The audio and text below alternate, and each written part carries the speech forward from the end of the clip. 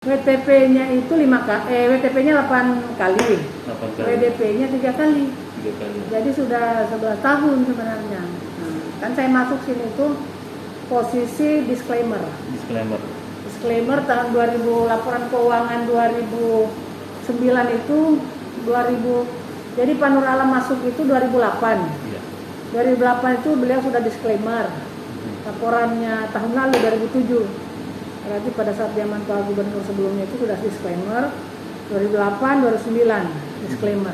Nah, tahun 2010 Pak Gubernur ingin supaya jangan disclaimer lagi. Nah, masuklah saya tanggal 7 Oktober 2010.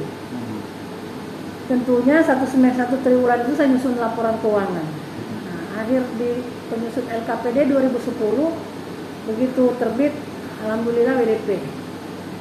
Nah, WDP 2010, 2011 WDP, 2012 WDP 3 kali. Nah, pada saat WDP 2012 3 kali, berpikiran masa sih WDP terus, nggak mau ini WTP. Nah, satu-satunya persoalan yang paling menonjol adalah masalah aset. Kenapa tidak bisa WTP? Karena aset secara kas sudah oke, sudah. Jadi saya masuk 2010 itu posisi disclaimer, defisit anggaran kurang lebih 300 miliar. Saya turunkan sampai posisi positif. Makanya bisa WDP. Nah, sekarang apa masalah lagi untuk WTP? Kas daerah sudah positif. Aset. Bagaimana bisa dia bagaimana aset bisa jadi bagus? Kepikiran, disarankan supaya membentuk badan pengelola keuangan. Kenapa harus membentuk badan pengelola keuangan? Supaya satu kesatuan aset dengan keuangan. Karena laporan keuangan itu intinya adalah uang dan aset. Nah, karena koordinasi, kalaupun dia berdiri sendiri aset, mengkoordinasikannya itu sulit. Kalau dia satu kesatuan ya, satu kendali. Kalau dua, koordinasi kadang-kadang gampang dibicarakan tapi tidak bisa dilaksanakan gitu kan. Nah, akhirnya kalau begitu kita bentuk BPKAD. Aturan membolehkan. Dibentuklah, berdirilah BPKAD 2 Januari 2013. Terbentuk BPKAD, kerja keras kita memperbaiki aset sehingga terbit opini 2013 itu WTP. Jadi laporan keuangan 2013 langsung WTP. Jadi tidak pernah di bawah WDP. Tidak pernah. Jadi saya datang itu disclaimer, saya naikkan DWDP sampai dengan WTP. Sejak itulah berturut-turut menjadi WTP. Tadi total WTP-nya berapa banyak tadi? Berapa kali? 8 kali WTP. 8 kali WTP. 8 kali prestasi. Ibu Haja Isma membawa Sulawesi Tenggara ke prestasi WTP. Alhamdulillah. Ya. Apa yang menjadi resep sehingga bisa mendapatkan WTP itu? Tentu, semangatnya itu seperti apa saat itu? Tentu untuk sampai ke situ bukan hanya saya sendiri. Bukan saya sendiri, bukan hanya OPD, bukan hanya pegawai BPKAD, tetapi yang paling utama untuk untuk berhasil sampai bisa mempertahankan itu komitmen dari pimpinan. Para pimpinan dimulai dari gubernur, wakil gubernur, sekretaris daerah, dan semua elemen yang unsur pimpinan ini, utamanya gubernur. Kalau punya komitmen bahwa ini ingin yang terbaik dalam tata kelola keuangan, harus berkomitmen. Nah, resiko-resikonya ya memang banyak yang tidak sesuai dengan harapan seorang pimpinan. Maksudnya ada keinginan pimpinan sepanjang dia tidak bertentangan dengan ketentuan, ya kita tidak masalah. Yang masalah itu kalau bertentangan dengan ketentuan, itu yang tidak bisa. Nah, kalau ini tidak sejalan kita yang pimpinan dalam mewujudkan ini, tak mungkin. Setelah dari pimpinan bahwa staf-staf saya itu dalam pengendalian, itu gampang karena dalam pengendalian saya. Tetapi berkoordinasi dengan unsur-unsur OPD, ini juga perannya cukup besar. Karena kalau kepala-kepala OPD ini tidak membackup ini apa yang kita kerjakan, enggak bisa jalan. Nah, karena BPKD ini hanya konsolidasi, hanya mengkonsolidasi laporan keuangan, mengkonsolidasi laporan aset. Tetapi para pengguna anggaran, pengguna barang, mereka lah sebenarnya yang mengelola laporan-laporan ini untuk dibawa di sini. Saya ramu, saya masak. Ya. Tapi kalau dari sananya tidak terkonsolidasi, tidak bagus, tidak mendukung, nggak bisa.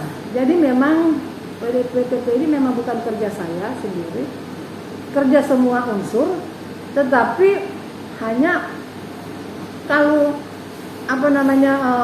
yang memasak ini juga ceknya tidak bagus, ya sama. Kan saya pikir dari yang lama-lama juga pendahulu saya seperti itu, dia juga sudah bekerja, tetapi kalau dia tidak bisa mengkonsolidasikan semuanya, memang tidak bisa. Jadi di sini itu harus orang yang bisa berkoordinasi, bisa mengkonsolidasi. Kalaupun dia bisa berkoordinasi, dia bisa mengkonsolidasi, tapi di sekitarnya juga tidak ingin berkoordinasi ke dia, memang sulit juga. Jadi memang resep utamanya harus sepaham satu dengan yang lain dan punya tujuan yang sama. Kalau hanya khusus, ya. Iya, kalau hanya saya udah meloncat, yang lainnya masih di belakang saya, memang sulit. Nah, mudah-mudahan ke depan ini masih terus dipertahankan seperti ini. Jadi sehingga bisa apa yang kita sudah bangun, ini bukan main-main saya bangun. Orang hanya melihat seperti sekarang ruangan saya. Jadi saya membangun BPKD ini bukan hanya manusianya, bukan hanya menyajikan laporan keuangan menjadi WTP, tetapi untuk BPKD-nya sendiri, saya menyiapkan sarana prasarananya teman-teman di sini untuk bekerja, untuk bisa nyaman itu mulai dari nol. 2010 saya datang, masih ada orang duduk di meja kayu, kursi kayu. Bagaimana orang mau duduk betah di kantor kalau kursinya kursi kayu, sementara beban pekerjaannya berat? Nah, saya mulai mengatur, menata. Jadi kalau hari ini orang hanya melihat ruangan saya seperti ini, dia merasa bahwa ini bagus atau apa, itu sekarang. Dia tidak melihat 10 tahun yang lalu. Saya datang di ruangan kecil di dalam, kemudian saya keluar minta disekatkan ruangan siap sehat. Di situ mulainya. Jadi perbedaan dulu dengan sekarang, orang hanya biasanya melihat sekarang, dia nggak melihat dulu. Keuangan BPK, Biro Keuangan saya datang itu dengan segala keterbatasannya kita perbaiki dengan baik.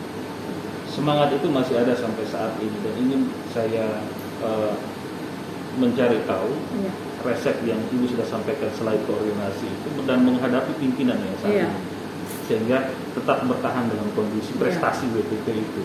Pimpinan ini kan memiliki sisi aturan yang harus dia tegakkan, dan sisi yang lain adalah kebijakan. Mestinya betul. Ini adalah berbanding lurus atau berapa persen dari kebijakan itu. Gitu. Kita tahu bersama kebijakan itu adalah melanggar biasanya aturan itu, berbenturan dengan itu, bukan melanggar tapi berbenturan dengan aturan itu. Bagaimana Ibu menyikapi itu?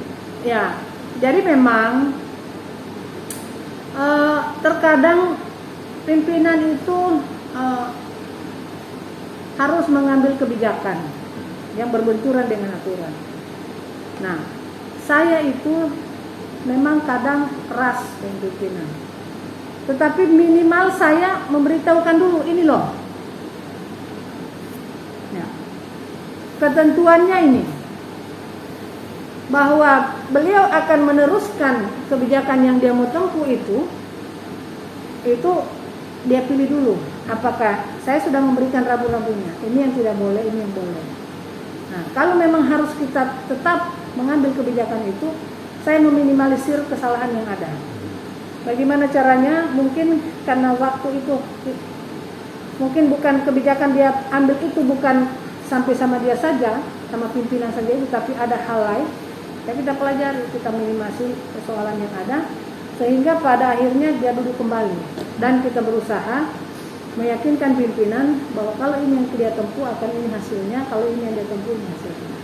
Kita coba memberikan dia rambu-rambunya, dia pelajari sendiri, kemudian pada akhirnya kebijakan yang dia ambil tidak terlalu menyimpang dari yang tadinya sangat berbenturan mungkin. Jadi saya sih itu biasanya saya terkadang saya cenderung memaksakan. Nah, disitulah kalau seorang pimpinan kalau tidak bisa memahami sama sekali, itu dia anggap saya bertentangan dengan dia. Nah, tapi kalau dia bisa memahami itu untuk yang saya lakukan itu adalah kepentingannya dia sebenarnya, pribadi maupun pemerintah daerah secara keseluruhan, pasti dia akan dulu kembali. Sekarang itu kebijakan ya? Iya, kebijakan. Saya senang kemarin pada saat mengantar turun Pak Dirjen untuk rapat. Dirjen apa? Dirjen Keuangan Daerah. Keuangan Daerah. Sudah dia sampaikan sama kepala badan yang baru. Jadi kepala BPKD itu gampang. Kalau melaksanakan semua aturan yang ada di dokumen pelaksanaan anggaran ada di APBD. Yang masalah itu yang non teknis. Bagaimana maksudnya? Ya, artinya di luar apa yang ada di dalam dokumen pelaksanaan anggaran itu. Ada yang seperti tadi menghadapi kebijakan. Ada hal-hal yang non teknis yang harus disikapi. Dan disitulah bagaimana cara seorang kepala BPKD memikirkan itu. Nah, kalau yang teknisnya itu sudah diatur semua, justru BPKD itu dia terurut. Aturannya sudah jelas. Kalau menjalankan itu selesai, nggak ada masalah di situ. Tapi dalam pelaksanaan itu kan tidak selalu seperti itu. Banyak hal yang harus dipelajari. Menghadapi OPD yang memaksakan kehendaknya, ini harus seperti ini. Padahal dokumen sekarang seorang kepala BPKD memikirkan mau menyelamatkan diri sendiri atau mau menyelamatkan diri sendiri, notabene semua unsur semua, bukan hanya diri sendiri tetapi termasuk pengolahan keuangan secara utuh, secara keseluruhan, atau mau menyelamatkan itu atau mau meneruskan, membiarkan gitu. Nah, itu pilihannya. Nah, kalau kita mau membiarkan, ya terjadilah seperti dulu-dulu di bawah 10-15 tahun yang lalu itu. Dari sekian banyak OPD di jajaran BPKAD di Sulawesi Tenggara ini, yang paling susah dan mungkin ini susahnya sering pada saat perpindahan sehingga untuk pelaporan keuangan itu susah. Yang paling sering dirasakan di tahun-tahun berapa banyak, berapa kali gitu. Jadi sebenarnya kalau sejak datang saya 2010 itu memang awal tahun itu kan orang baru mulai.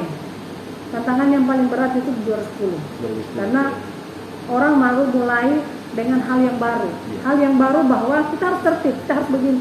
Yang selama itu saya lihat ya tidak mungkin disclaimer kalau ada ketertiban di situ.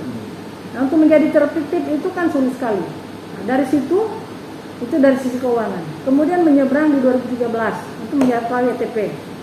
Itu dari sisi aset. Menertibkan aset. Kalau uang tidak sesulit aset. Karena uang ada di bank, yang bisa mengeluarkan uang di bank itu hanya saya. Tidak bisa, gubernur pun tidak bisa mengeluarkan kalau tanpa tanda tangan saya. Seperti itu. Jadi kendalinya kan satu orang. Kalau aset itu dipegang semua orang.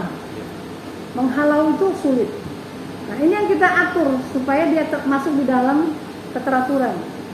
Jadi 2010 awal, 2013. Nah, sekarang ini mempertahankan. Setiap tahun tuh masa-masa sulit karena WTP itu dari sejak 2013 melaju ke 2012 sampai dengan sekarang mempertahankan itu yang paling sulit. Waktu 2012 ke 2013 jelas kita mau mencapai WTP. Nah, tapi kalau dari 2013, 14 sampai dengan sekarang itu setiap tahun itu kita berusaha bagaimana mempertahankan itu. Nah, sekarang bahwa pencapaian realisasi WTP ini saya kan harap sebenarnya WTP itu setiap tahun kita kan sudah mencapai WTP. Tapi kalau WTP itu bisa dikelas-kelaskan, WTP awal mungkin SD, WTP kedua, ketiga SD, SMP, sudah naik kelas SMP, kemudian berikutnya naik SMA. Kita ingin itu tiap tahun dia naik sarjana, master gitu, supaya masuknya itu lebih bagus lagi. Jangan di SD terus gitu. Nah, maksud saya WTP ya kita masih bisa pertahankan, tapi tata kelola yang ada itu harus naik, meningkat. Nah, hari ini WTP iya, tapi pengelolaan keuangannya dalam hal pencapaian penyerapan anggaran itu turun. Saya kemarin Pak Dirjen baru sampaikan sama Kepala Badan Barang, Ibu Isma itu tidak pernah keluar dari 5 besar penyerapan anggaran nasional. Bahkan tahun 2015 saya pernah 3 besar nasional. 2015. Nah, 93% kepastian. Sekarang mulai tahun 2019 itu sudah 90. 2020 88. Kemarin tutup buku kemarin 28. Mudah-mudahan 2021 dia naik kembali. Tapi hari ini per semester urutan ke-34. Jauh sekali. Urutan ke-34. Merosot sekali prestasi. Dan merah, ada di zona merah. Penyebabnya apa itu kira-kira? Nah, ini kerjasama semua. Ya, ini penyebabnya semua OPD ini. Kalau saya ini setiap hari teriak, setiap hari menyurat, tidak cukup dengan surat, tidak cukup dengan WA, diomongkan tiap saat. Ini kan tadi saya bilang, kalau OPD tidak bekerja sama, ini nggak bisa. Saya kan hanya konsolidator. Kembali ke persoalan aturan dan kebijakan politis yang dihadapi dalam posisi ini dan disudutkan biasanya seperti itu. Apakah itu merasakan nggak? Ya, kalau politis, saya hanya berprinsip orang keuangan tidak boleh memang masuk ke ranah politik. Sehingga saya selama duduk sebagai kepala BPKAD, mulai dari Kabak Keuangan, saya tidak pernah terlibat urusan politik pemerintah. Karena memang akan sangat sulit. Karena itu ya banyak memang tidak ketemu keuangan dengan politik gitu. Sehingga saya mengeluarkan diri dari situ supaya saya fokus dari ini. Apapun pilihannya pimpinan yang terpilih, ini dia harus ikuti ini aturan yang harus ada di keuangan gitu. Apa pendapatnya Ibu ketika masyarakat mitranya itu menyatakan bahwa Ibu keras, keras sekali Ibu, tidak bisa dihadapi dengan tanggapannya Ibu? Kalau saya melihat itu, yang bersangkutan sebenarnya dia mengatakan keras, dia tidak tahu apa sebenarnya yang dia sedang laksanakan gitu. Apa yang sedang dia berhadapan dengan saya, kenapa saya keras itu apa gitu. Dia tidak tahu persis sebenarnya dia itu kenapa saya keras. Kalau dia tahu pasti dia bilang, oh memang harusnya seperti ini. Saya keras untuk mengajarkan orang itu yang seharusnya. Tapi ketika orang itu sadar bahwa apa yang saya katakan itu karena itu yang seharusnya, terus dia memaksakan, memang saya akan keras. Saya sih tidak soal hal yang seperti itu. Tapi kadang-kadang terklarifikasi dengan sendirinya. Ketika orang itu sadar, oh apa yang disampaikan selama ini harusnya seperti itu. Karena kalau di keuangan itu ya memang harus seperti itu. Kalau tidak kita bikin rambunya seperti itu, nggak bisa.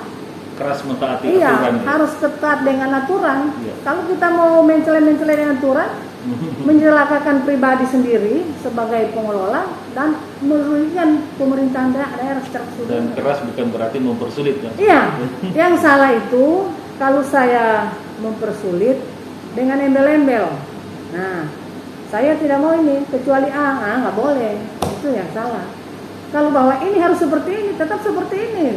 Tidak ada ujungnya. Tidak ada yang harus kenapa saya harus seperti itu. Pokoknya taati peraturan. Keluar dari peraturan itu kita tidak sama-sama. Tetapi saya keluar dari peraturan dengan fasilitas yang lain enggak lah itu. Salah tidak seperti itu. Apa yang menjadi harapannya Ibu? Sekarang posisi harus bergeser ke tempat lain. Apakah ini bentuk kejenuhan Ibu selama di BPKAD mengelola keuangan atau ada keinginan yang lain itu dalam permasalahan? Ya, saya sih memang juga ketentuan sudah mengatur. Tidak membatasi. Saya tahu saya seperti itu. Tidak membatasi jabatan itu sampai 5 tahun. Membatasi 5 tahun iya dan bisa dilantik kembali di tempat yang sama. Ketentuan ini Ibu Sekda sampaikan seperti saya menurut Ibu Sekda karena beliau orang BKD. Nah, tapi bahwa hari ini mungkin waktunya dulu saya istirahat karena sudah 10 tahun 6 bulan 2 hari. 10 tahun 6 bulan, berarti Iya. lewat dari 5. Sudah 5 tahun, sudah 2 kali periode, bahkan Iya. sudah hampir lewat 1 periode, satu kali lagi. Nah, jadi mungkin juga kalau jenuh, saya sih tidak pernah jenuh untuk bekerja gitu. Hanya tinggal mungkin kalau kita bisa sekata semua gitu kan, nah itu bisa kita tetap bisa nyaman gitu kan. Tapi terlepas dari itu biar saya bisa istirahat dulu lah. Yang pasti yang tempat saya baru tidak sebesar beratnya pekerjaan di sini dengan yang baru. Saya sudah pastikan itu. Karena yang saya tahu selama 10 tahun 6 bulan di sini, saya datang pagi bahkan hampir tidak selesai sampai saya pulang malam. Belakangan saya selama Covid saya pulang habis isya. Karena saya tidak mau bolak-balik di rumah karena kita menghindari virus. Tapi alhamdulillah saya pas juga seberat apapun pekerjaan kalau kita tetap menjalankan dengan yang nyamannya tidak soal. Saya pernah menjabat PJ Sekda, pekerjaan di DPKD dengan di PJ Sekda sama-sama selesai dan prinsip saya tidak pernah pulang ada kertas pekerjaan di atas meja saya. Setiap saya pulang saya jadi PJ Sekda, jam 9 malam saya tinggalkan kantor, 2 kantor, semua kosong di atas meja saya. Karena besok itu lain lagi. Apa sebenarnya yang membuat pemicu semangat kerjanya kita sampai seperti prestasi yang selalu diukur 8 kali WTP, kemudian pernah menjadi jabat sebagai sekda, jalan semuanya. Apa sebenarnya motivasi sehingga semangat ini yang bisa kita berikan? Bentuk tanggung jawab saya. Tanggung jawab. Iya, itu bentuk tanggung jawab saya. Rasanya saya sudah diamanahkan oleh pimpinan seperti itu, saya tanggung jawab penuh. Dan bentuk tanggung jawab saya, bentuk cara memberikan contoh kepada bawahan saya sudah. Tidak usah saya berkata yang banyak untuk seperti itu. Tidak usah saya bercerita yang banyak. Mereka cukup melihat apa yang dibuat oleh itu. Dan rasanya juga menerima tunjangan jabatan, fasilitas jabatan, kemudian tambahan penghasilan. Rasanya tidak enak juga kita menikmati sesuatu yang tidak ada, kita hanya duduk-duduk di rumah itu. Nah, dan juga memang ada tanggung jawab di sini yang harus kita selesaikan. Jadi rasanya juga kalau meninggalkan kerjaan di kantor, karena kalau saya pulang di rumah bukan kerjaan lagi. Dan prinsip saya tidak boleh membawa kerja di kantor, karena di rumah lain lagi urusannya juga. Karena saya sebagai ibu rumah tangga tetap menjalankan tugas-tugas rumah tangga saya. Untuk sebelum closing statement, prestasi yang sudah diperoleh itu, penghargaan apa saja yang sudah kita dapatkan? Saya memang khusus selama ini kan hanya itu saja terkait dengan pekerjaan saya pengelolaan keuangan, ya, membuat pemerintah di provinsi WTP. Kemudian saya pernah memberikan pemerintah daerah ini tambahan anggaran dengan WTP ini, berarti saya memberikan insentif untuk pemerintah daerah. Insentif tertinggi yang saya pernah raih di pemerintah daerah pada saat WTP ketiga. WTP ketiga itu kita mendapatkan dana sebesar 56 miliar. Itu di luar dana alokasi umum. Itu penghargaan modelnya seperti karena prestasi itu ya? Iya, penghargaan itu. Karena sudah 3 kali berturut-turut. Baru-baru ini kita dapat lagi 7 kali berturut-turut. 7 kali. Itu ada penghargaan juga dari Kementerian Keuangan. Berapa banyak? Nilainya 40 miliar, tapi karena Covid ini diturunkan nilainya, tetapi secara jadi WTP ini dibarengi dengan penghargaan Kementerian Keuangan berupa penghargaan dalam bentuk sertifikat atau apa, disamping dengan uang. Nah, itu ada ketiga dengan ketujuh kemarin. Ketiga dengan ketujuh. Iya. Prestasi yang tertinggi. Iya. Tapi setiap kali WTP kan ada penghargaan. Kalau setiap WTP ada penghargaan, tapi itu dari BPK. BPK. Nah, nanti dari Kementerian Keuangan. Dari BPK berupa dana juga? Bukan, dia hanya berbentuk sertifikat. Nah, kalau dari Kementerian Keuangan ada dana sertifikat. Itu 2, 3 dengan 7. Nah, baru-baru ini yang diberikan itu waktu baru-baru ini yang 7 dengan 10. Nah, kita masuk di kategori 7 waktu tahun lalu. Di tangan Ibu Haja Isma bahwa Sulawesi Tenggara selalu mendapatkan prestasi WTP, hari ini meninggalkan BPKD. Iya. Apa yang menjadi pesan Ibu? Saya tadi sudah sampaikan kepada teman-teman, kepala BPKD kalau datang yang baru nggak bisa apa-apa kalau tidak ada support dari teman-teman. Nah, saya berharap teman-teman itu yang di sini tidak turun semangatnya seperti saya waktu ada di sini. Nggak akan bisa ngapa-ngapain. Makanya tadi saya sampaikan, sekecil cleaning service pun tidak akan membuat ini berubah BPKD kalau tidak ada cleaning service. Membersihkan, membuat wajah BPKD ini berbeda. Nah, sama dengan dalam pekerjaan ini. Saya berpesan sama teman-teman untuk bisa ini BPKD ini tetap bertahan dengan prestasi-prestasinya. Siapapun kepalanya, ada di tangan teman-teman sebenarnya yang paling bawah. Mulai dari staf, eselon 4, eselon 3 untuk di sini gitu. Itu mereka yang mensupport. Nah, harapan saya semangat yang mereka punya selama ini itu tidak turun. Tetap menyemangati kepala BPKD untuk bisa mempertahankan apa yang, karena rasanya kalau ini langsung berhenti, saya sangat sedih sekali karena perjuangannya tidak sederhana. Dari yang betul-betul nol, saya masuk ke sini sampai dengan apa yang didapat hari ini. Jadi harapan besar saya ada di kepala BPKD ya, tapi dia tidak bisa berbuat apa-apa tanpa teman-teman yang ada di BPKD ini sendiri. Support mereka yang paling nomor satu. Baik, Ibu, selamat bertugas di tempat yang baru. Dari kami ucapkan terima kasih untuk wawancara ini, dan selanjutnya kita wawancara di segmen yang berikutnya. Kalau ada closing statement silahkan. Ya. Jadi pertama terima kasih sudah juga kita bisa berbincang, Pak Sofian.